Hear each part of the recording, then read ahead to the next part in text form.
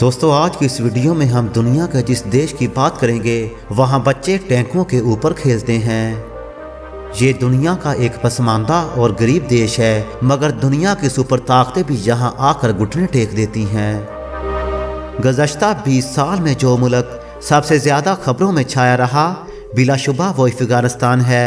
इस मुल्क के नाम से तालिबान, दहशतगर्दी, नेटो के हमले, बुर्का और दाढ़ी का ख्याल ही जहन में आता है। इमरान खान ने अपने एक इंटरव्यू के दौरान कहा था कि अल्लाह ताला ने दुनिया में दो मखलूक़ात पैदा की, एक इंसान और दूसरे पठान। आप जितना इनको दबाओगे वो इतना ही उभर कर आपके सामने खड़े हो जाएंगे। इस मुल्क में जंग से मुतल्लक बड़ी खबरों के अलावा भी बहुत कुछ है, जहां अगर इनकी पुरानी रवायात जिंदा हैं तो साथ ही एक नए तरह का मुल्क भी पंप रहा है। आज की इस वीडियो में हम आपको अफगानिस्तान के बारे में ऐसी दिलचस्प और अजीब बातें बताएंगे जिनसे हमारी आज की नई नस्ल नाआशना है। वीडियो का बाकायदा आगाज़ करने से पहले अगर आपने अभी तक हमारा चैनल दिलचस्प मालूमात सब्सक्राइब नहीं किया तो जल्दी से इसे सब्सक्राइब कर लीजिए और इसके साथ लगे घंटी के बटन को दबा दें ताकि आपको हमारी हर आइंदा आने वाली वीडियो के बारे में नोटिफिकेशन मिलता रहे। फ़ारसी में पश्तून, मकामी ज़बान में पख्तून और उर्दू में पठान, ये कौम दुनिया भर में फैली हुई एक गैरतमंद कौम के तौर पर गर्दानी जाती है, जिनमें अफ़गानिस्तान, पाकिस्तान, भारत अव्वल नंबर पर आते हैं। दुनिया में पश्तून अपनी वफा और गैरत के नाम से जाने जाते हैं। लफ्ज़ पश्तून का मतलब होता है गैरत व वफा वाला और अपने इज़्ज़त और दीन पर मार मिटने वाला। पश्तूनों ने क़याम पाकिस्तान में भी भरपूर हिस्सा लिया था। पश्तून की इस्तिलाह अमूमन पठान और अफ़गान पश्तो बोलने वाले कबाइल के लिए इस्तेमाल होती है। बाज़ औक़ात पठानों और अफ़गानियों के दरमियान इम्तियाज़ भी किया जाता है, लेकिन ये सारे पठान ही कहलाते हैं।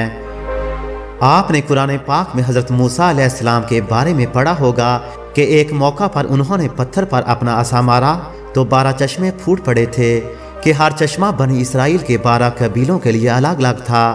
तारीखदान यहाँ से ही इनकी तारीख शुरू करते हैं। इसराइल की एक रिसर्च रिपोर्ट के मुताबिक पश्तून या पठान यहूदियों नस्ल हैं और इनका तअल्लुक़ बनी इसराइल के 10 गुमशुदा कबाइल से है, क्योंकि इस वक्त जितने भी यहूदी हैं वो हज़रत मूसा अलैहिस्सलाम के ज़माने के 2 कबीलों से तअल्लुक़ रखते हैं, जबकि बकिया 10 अपना मज़हब तब्दील कर चुके हैं या इनका कोई पता मालूम नहीं हो रहा। इन 10 कबाइल को इसराइल की तबाही के बाद फातह ने जलावतन कर दिया था, जिसके बाद रफ्ता रफ्ता ये लोग पहले ईरान, फिर अफ़गानिस्तान और पाकिस्तान के मुख्तलिफ इलाकों में आबाद हो गए।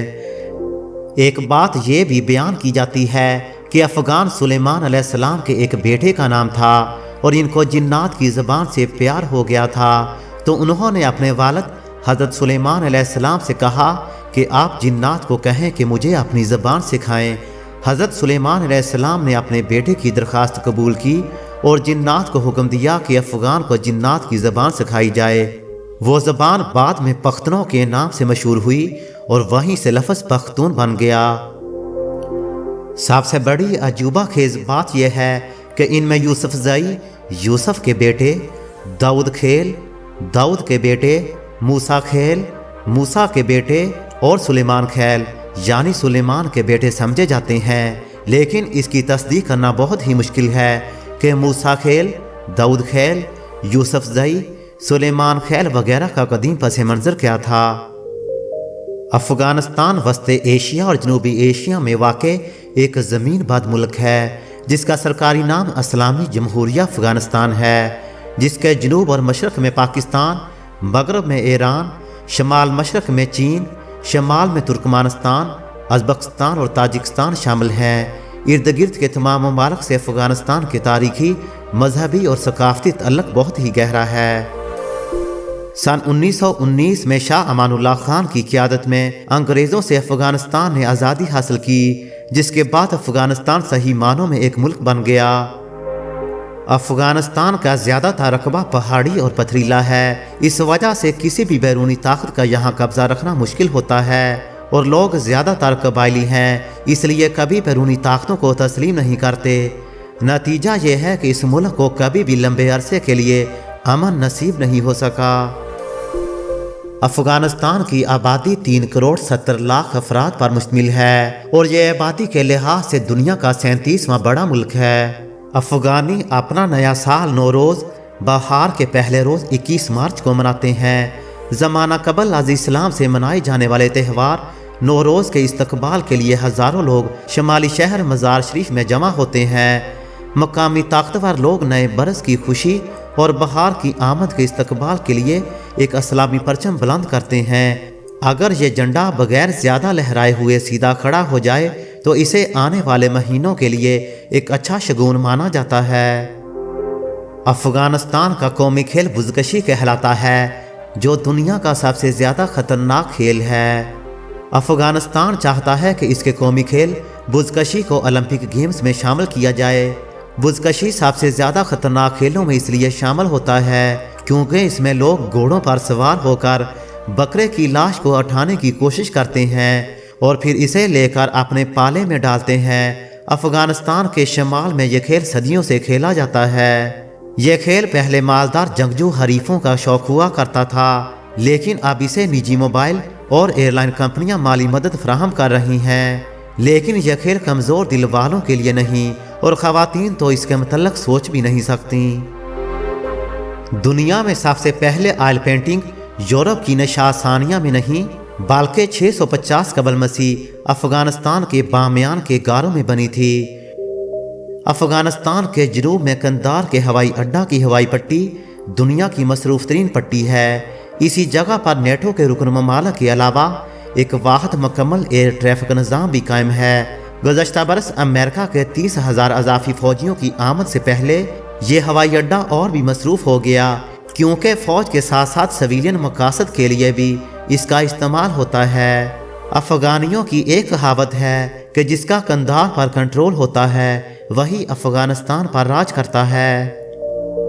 لفظ افغانی اکثر لوگوں کے لیے پریشانی کا باعث بنتا ہے کیونکہ افغانستان کی کرنسی کو بھی افغانی کہتے ہیں اور جب کوئی افغانی کہہ کر پکارتا ہے تو پتہ ہی نہیں چلتا کہ یہ افغانی کرنسی کو کہا گیا یا کسی شخص کے لیے بولا گیا ہے۔ افغانستان کے کباب اور کابلی پلاؤ پوری دنیا میں مشہور ہے۔ افغانستان صدیوں سے بہت سی تہذیبوں کا سنگم رہا ہے۔ اس کی جھلک آپ کو اس کے مینیو میں بھی ملتی ہے۔ اس کی ڈش اشک اور مانتو پاستا اپنے خصوصی ذائقے کے لیے دنیا بھر میں معروف ہے۔ افغانستان کے نوجوانوں کے لیے بالی ووڈ کے اداکار آرنلڈ پوسٹر بوائے کی حیثیت رکھتے ہیں۔ ملک کے سینکڑوں جموں میں آرنلڈ کے پٹھوں والے جسم کی تصویریں لٹکی رہتی ہیں۔ بعض افغانی تو یہاں تک کہتے ہیں کہ اداکاری سے گورنر بننے والے آرنلڈ کی شکل افغانیوں سے ملتی ہے۔ افغانستان میں شاعری بھی ایک پسندیدہ مشغلہ اور تہذیب کا اہم حصہ ہے۔ افغانی منظوم انداز میں اپنی کہانیاں صدیوں سے بتاتے رہتے ہیں۔ مغربی شہر ہیرات میں جمعرات کا دن تو یوم شاعری ہوتا ہے۔ خواتین اور بچے بھی جدید اور قدیم شاعری سے لطف اندوز ہونے کے لیے جمع ہوتے ہیں۔ وہ ہیرات کی روایتی موسیقی کا مزہ لیتے اور رات پارٹی میں تبدیل ہو جاتی ہے۔ 330 قبل مسیح میں سکندر اعظم نے ہیرات میں سب سے پہلے قلعہ تعمیر کیا تھا۔ واحد خاتون جنہوں نے مقدونیہ کے شاہی خاندان کی توجہ حاصل کی وہ افغانستان کے شمالی شہر بلخ کی رخسانہ تھیں۔ رخسانہ ہی سے 33 برس کی عمر میں انتقال کرنے سے پہلے سکندر کا ایک بیٹا پیدا ہوا تھا۔ وین ریڈلی وہ برطانوی صحافی خاتون ہیں جو 28 ستمبر سن 2000 کو خفیہ طور پر افغانستان میں داخل ہوتے ہوئے طالبان کی قید میں چلی گئی تھیں اور 10 دن تک طالبان کی قید میں رہیں۔ قید سے آزاد ہونے کے بعد انہوں نے اسلام کا مطالعہ کیا اور عیسائیت کو ترک کر کے اسلام قبول کر لیا۔ وین ریڈلی نے قید کے دوران طالبان سے وعدہ کیا تھا کہ وہ رہا ہونے کے بعد قرآن کریم کا مطالعہ کرے گی۔ وین ریڈلی جون سن 2002 میں کلمہ شہادت پڑھ کر اسلام کے دائرے میں شامل ہو گئیں۔ وہ کہتی ہیں کہ مجھے اسلام دشمن کے لیے افغانستان بھیجا گیا تھا۔ مجھے کیا پتا تھا کہ اسلام میرے لیے آخری تمنا بن جائے گا۔ طالبان کا سب سے مؤثر طریقہ جنگ گوریلا جنگ ہے جو صدیوں سے افغانستان میں بیرونی مداخلت کاروں کے خلاف کامیابی سے استعمال کیا جاتا ہے۔ افغانستان کا بیشتر حصہ سخت غزال پہاڑی سلسلوں پر محیط ہے جہاں جدید ترین اسلحہ سے لیس تربیت یافتہ افواج بھی بے بس نظر آتی ہیں۔ खुदकश हमलों को तालिबान का सबसे मसर हथियार माना जाता है। इसके अलावा सड़क के किनारों पर नस्ब बारूदी सारुंकें और रिमोट कंट्रोल बम भी तालिबान की जंगी हिकमत अमली का हिस्सा हैं। तालिबान जदीद टेक्नोलॉजी भी इस्तेमाल कर रहे हैं जो नेटो और अमरीकी अफवाज से खींचकर इन्हीं के खिलाफ इस्तेमाल किया जाता है। इसे उर्फ़ आम में जदीद टेक्नोलॉजी कहा जाता है। अफ़गानिस्तान का दारुल हुकूमत काबुल कहलाता है। अफ़गानिस्तान का सबसे बड़ा ज़रिया आमदनी पोस्त की काश्त है और पूरी दुनिया में अफ्यून और पोस्त अफ़गानिस्तान से ही बनकर दुनिया भर में जाती है। दुनिया के सबसे बड़े बुद्धा के मुजस्समे भी अफ़गानिस्तान में बनाए गए, मगर तालिबान ने सन 2001 में बम मारकर इन मुजस्समों को तबाह कर दिया था। पूरे अफ़गानिस्तान में सिर्फ एक यहूदी शख्स भी रहता है जिसका नाम ज़ालपोन सिमंतोव है। इस यहूदी का अफ़गानिस्तान में एक रेस्टोरेंट है। इसके अलावा ये कारपेट का कारोबार भी करता है। अफ़गानिस्तान का ये वाहिद यहूदी शख्स सन 1959 में अफ़गानिस्तान में आबाद है। अफ़गानिस्तान की कौमी ज़बान पश्तो है और ज़ाहिर शाह के ज़माना से ही इसे कौमी ज़बान का दर्जा दिया गया। इसके अलावा अफ़गानिस्तान के गवर्नमेंट ऑफिस के अंदर पर्शियन या दरी ज़बान भी बोली जाती है। जुमा के दिन अफ़गानिस्तान में छुट्टी होती है और वहाँ सभी अदारे और दुकानें बंद हो जाती हैं। माह रमज़ान में हर शख्स पर फ़र्ज़ होता है कि वो रोज़ा रखे और इबादत करे। अफ़गान कल्चर में फैमिली एक दूसरे के साथ रहती है, मगर शादी होने पर बेटा और बहू एक ही घर के नीचे अलग कमरे में सोते हैं। दुनिया में सबसे ज़्यादा औरतों को इज्जत अफ़गानिस्तान में दी जाती है। वो अपनी औरत की इज्जत पर किसी किस्म का हरफ या आंच नहीं आने देते और औरत की खातिर गर्दनें काटने और गर्दनें कटवाने से दरेक नहीं करते। ये लोग दाढ़ी रखते हैं और सर पर ऊंचा कुल्ला भी बांधते हैं। इनकी बड़ी बड़ी दाढ़ियां और पगड़ियां देखकर दुनिया की सुपर ताकतें भी इनसे हैरान और खफा हो जाती हैं।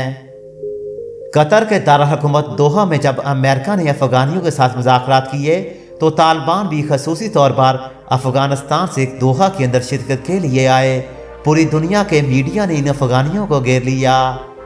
तकरीब के दौरान जब अजान की आवाज़ आई तो तालिबान तकरीब अधूरी छोड़कर साथ वाले कमरे में नमाज पढ़ने चले गए और दोहा के हाल में पूरी दुनिया के सामने नारे तकबीर अल्लाहु अकबर के नारे भी लगाए। ये लोग किसी से भी नहीं डरते। ये अल्लाह ताला के अलावा किसी भी जालिम बादशाह की परवाह नहीं करते। उम्मीद है दोस्तों अफ़गानिस्तान के बारे में आज की हमारी ये वीडियो आपको पसंद आई होगी। वीडियो अच्छी लगे तो इसे ज़्यादा से ज़्यादा लाइक और शेयर ज़रूर कीजिए। अब तक के लिए दिलचस्प मालूमात चैनल में इतना ही।